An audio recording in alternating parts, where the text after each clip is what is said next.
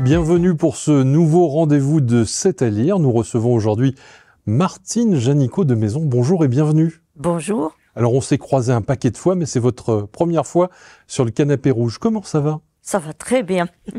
Vous êtes venu ici avec deux romans, deux salles, deux ambiances, j'ai envie de vous dire, parce que vous allez nous livrer le pitch, mais nous évoluons dans deux époques différentes. Commençons avec les rebelles du Puy-Saint-Front. Nous sommes en territoire périgourdin, mais à quelle époque ? Alors c'est au XVe siècle, puisque c'est un chapitre de l'histoire de mes ancêtres paternels.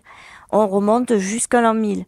Donc j'ai choisi, particulièrement ce personnage, Boson, seigneur du Périgord, parce que vraiment j'ai un affect avec lui qui est très profond. Dans l'autre roman, c'est encore votre famille et c'est une autre époque, Ah oui, plus près de nous. Beaucoup plus près, puisqu'il s'agit de mon grand-oncle Germain, que je salue au passage, et c'est au début du XXe, quand il a construit son avion.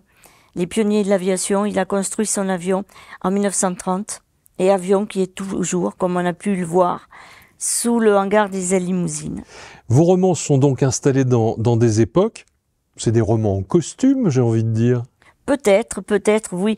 Surtout le dernier, Escale Avarès moins, mais pour le dernier, pour les rebelles du Puy-Saint-Front, il a fallu que je fasse quand même certaines recherches historiques, puisque j'ai 7 personnages à 7 époques différentes. Alors il y a bien écrit roman, on peut prendre les libertés que l'on veut, mais ce sont des libertés surveillées Tout à fait, oui, puisque à 95%, ces personnages ont existé, c'est vrai, ils ont leur propre vie, leur famille, leurs enfants, leurs épouses, mais la romancière a pu un petit peu aller au-delà dans leur vie. Alors justement, vous venez de le dire, vous êtes romancière, mais comment est venue l'envie d'écrire et à quel moment ?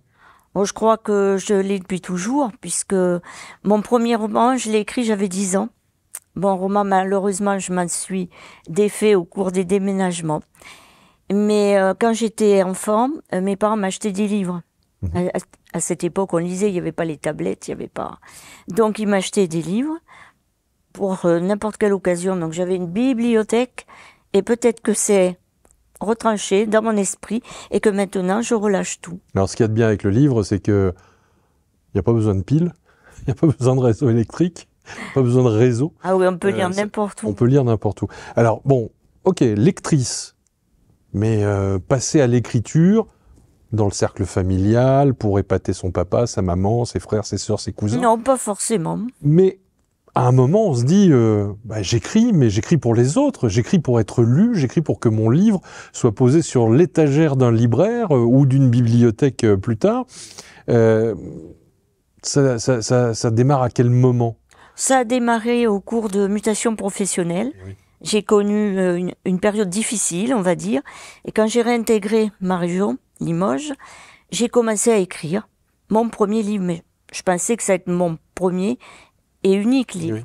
Alors que j'en suis au 11e. Mais à un moment, vous allez voir l'éditeur, c'est l'éditeur qui vous repère ? Comment ça se passe ? J'ai fait comme tout le monde, je suis passée par l'auto-édition. Oui. Et petit à petit, on monte les strates, les marches.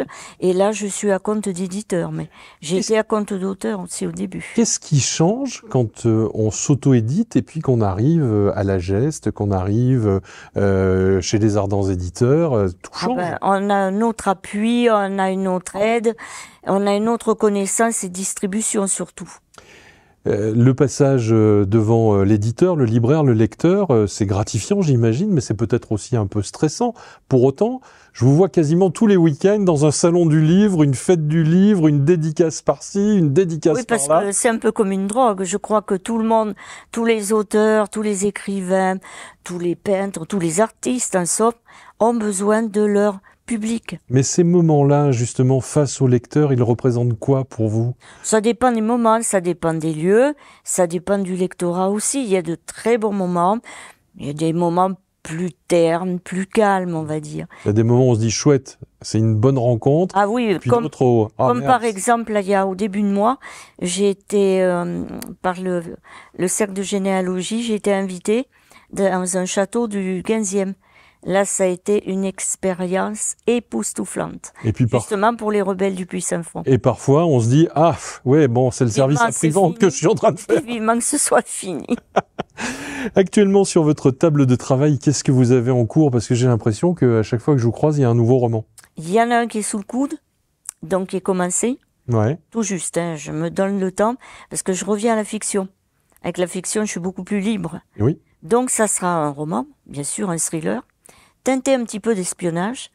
Et dans ce roman, il y aura 3 romans. Mais en costume, à une époque différente de la nôtre ou contemporaine? Non, contemporaine, mais il y aura des rappels, certains rappels, bon, je peux pas en parler, mais des rappels historiques. Il y aura 2 rappels historiques. Bon, allez, je vais le dire comme c'est pour vous. Il y aura le ghetto de Varsovie et le KGB. Je dis pas le FSB, le KGB. Donc là, il y a du boulot. La version soviétique. Voilà. Très bien. À quel moment est-ce que vous écrivez, Martine?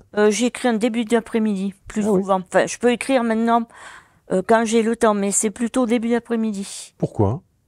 Ben, je sais pas, c'est plus calme, c'est plus apaisé, il me faut du calme, mais je peux écrire, comme j'écris sur du papier, avant de passer par le micro, je peux écrire s'il fait beau, à la campagne, sous un arbre, n'importe. Votre environnement compte beaucoup, j'imagine, vous venez de le dire, il vous faut du calme, donc il n'y a pas de musique quand vous écrivez? Non, au début, mes premiers romans, j'écrivais en musique, et j'ai vu que tout d'un coup, j'en avais plus besoin. Mais au début, oui. Eh bien écoutez, j'espère que cette nouvelle partition ouverte pour la transition sera une partition qui nous remplira de bonheur d'ici quelques mois. En attendant, merci d'être venu nous rejoindre pour ce nouveau numéro de C'est à lire, et je vous dis à bientôt.